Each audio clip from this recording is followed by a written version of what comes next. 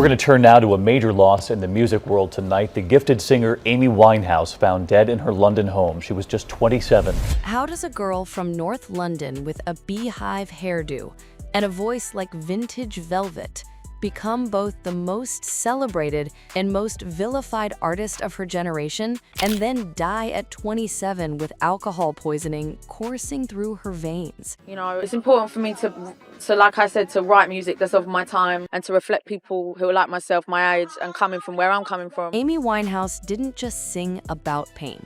She weaponized it. She turned heartbreak into jazz-infused soul that made critics compare her to Billie Holiday and Dinah Washington.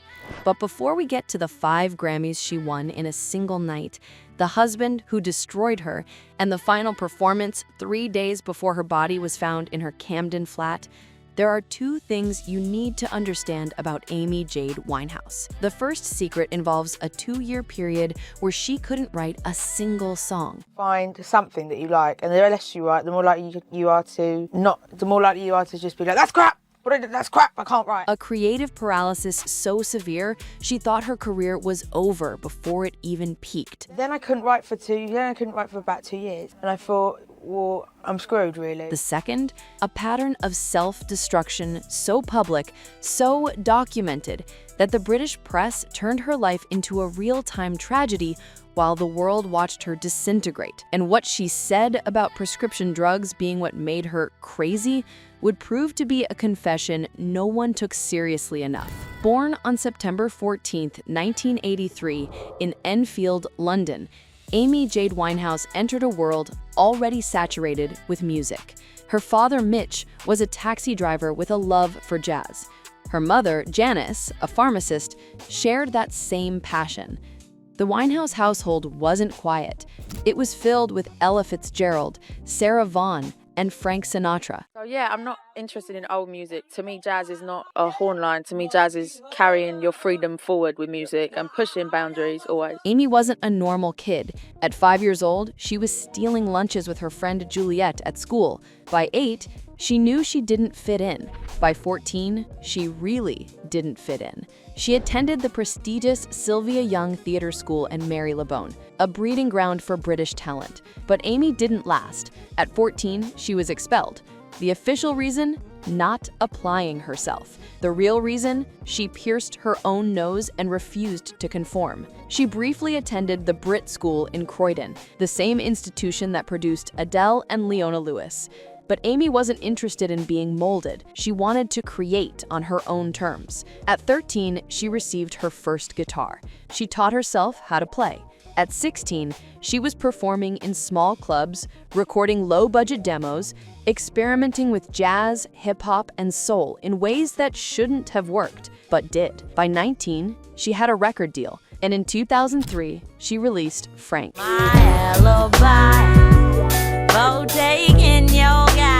The album was a fusion of jazz, soul, and raw honesty. Critics loved it. It was nominated for a Mercury Music Award and 2 Brit Awards. Songs like Stronger Than Me, You should be stronger than me, showcased a voice that sounded decades older than her age. Smoky, wounded, and impossibly controlled. But Amy wasn't satisfied. Frank was good. It wasn't great. And she knew it. Then came the writer's block. Then I couldn't write for about 2 years, and I thought, well, I'm screwed, really, because I can't write anymore. For 2 years, Amy couldn't write. She had 2 songs left over from Frank, Just Friends and Addicted. But after that, nothing came. She spiraled. She doubted herself. She thought she was finished. But then she met someone, and everything changed. Blake Fielder Civil entered Amy's life like a storm. He was charismatic, troubled, and dangerous. They met in a pub. The chemistry was instant. They fell in love fast, too fast. And when it fell apart, Amy finally had something to write about. The pain of that relationship became Back to Black. Released in October 2006, Back to Black was a seismic shift. The production, handled by Mark Ronson and Salam Remy, blended 1960s girl group soul with modern hip-hop beats. The lyrics were brutally honest. Songs like Rehab,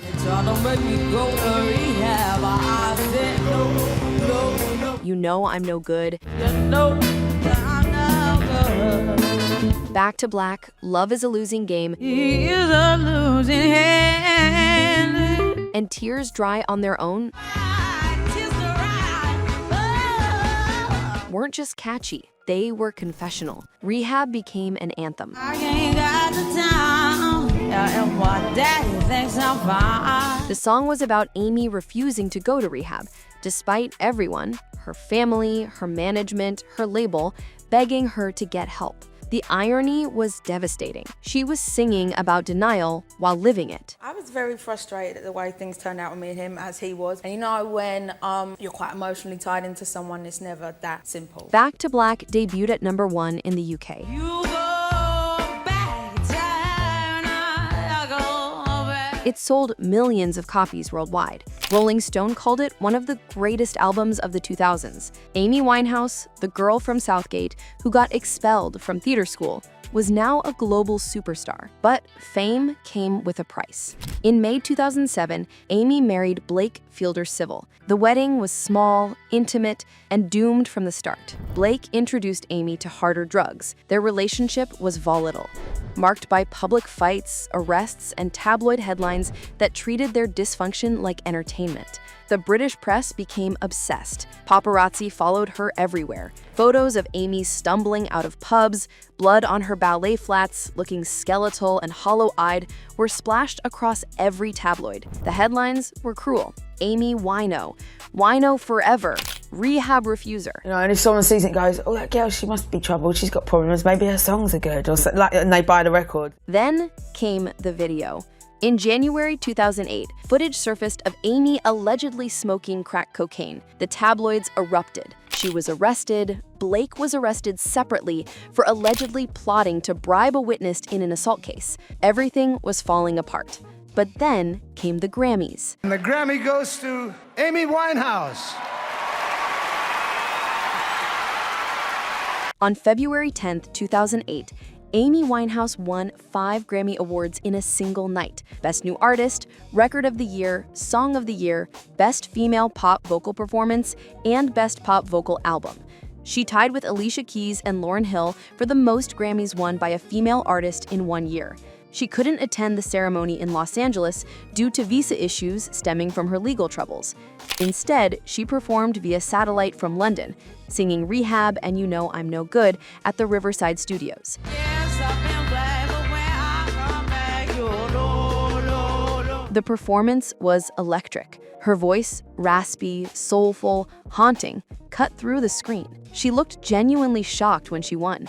She thanked her management, her band, and Blake. "This is for London," she said, her voice cracking. The world celebrated her talent, but the tabloids kept documenting her decline. In June 2008, Amy was hospitalized with a serious lung condition. Doctors told her to rest. Instead, she left the hospital for one night to perform at Nelson Mandela's 80th birthday celebration in Hyde Park. She sang Rehab and Valerie, drawing cheers from 50,000 people, and a smile from Mandela himself. She also performed at a private party in Moscow for billionaire Roman Abramovich. For 1 hour, she earned $2 million. But offstage, Amy was disintegrating. She and Blake divorced in July 2009. The relationship that inspired Back to Black was over. Amy tried to move forward, but the damage was done. Her performances became erratic. In 2011, she embarked on a European tour. The opening show was in Belgrade, Serbia. On June 18th, Amy arrived on stage visibly intoxicated. She couldn't remember lyrics. She stumbled, the crowd booed. She was pulled off stage after just a few songs. The tour was canceled immediately. Critics and fans were horrified. Some called for the government to intervene and force her into rehabilitation. Others argued it was a violation of her autonomy. The debate raged while Amy retreated to her Camden home. On July 20th, 2011, Amy made her final public appearance. She joined her goddaughter, singer Dionne Bromfield, on stage at Camden's Roundhouse. She didn't perform. She just stood there, swaying slightly, smiling at Dionne.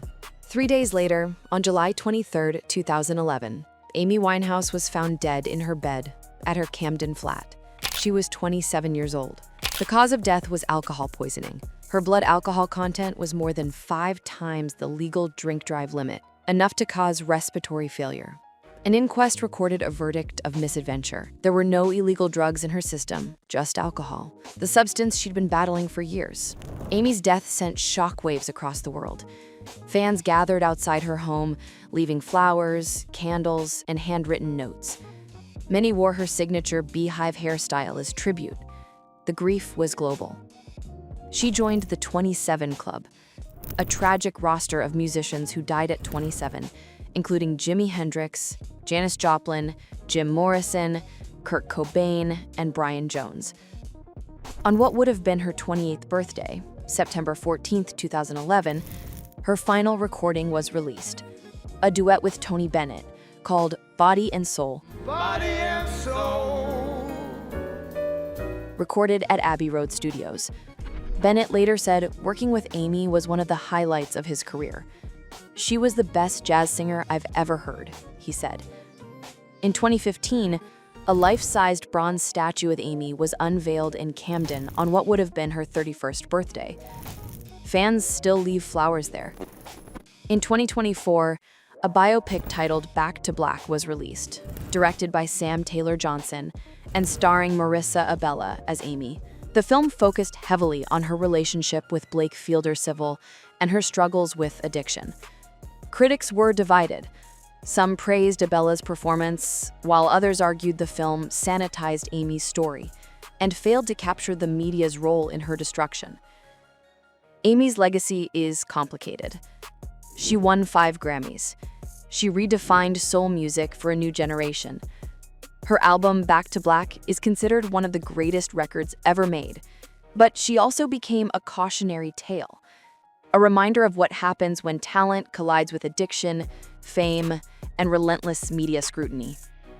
At the time of her death, her estate was valued at approximately £3 million, roughly $4 million USD. Royalties from Back to Black continue to generate significant income, and her estate is now worth an estimated $10 million as of 2025. Amy Winehouse's story isn't just about a girl who could sing. It's about a culture that consumed her, a press that exploited her, and a system that failed her. She was 27 years old. She had a voice that could shatter glass and mend hearts in the same breath. But in the end, the bottle won what the stage couldn't save.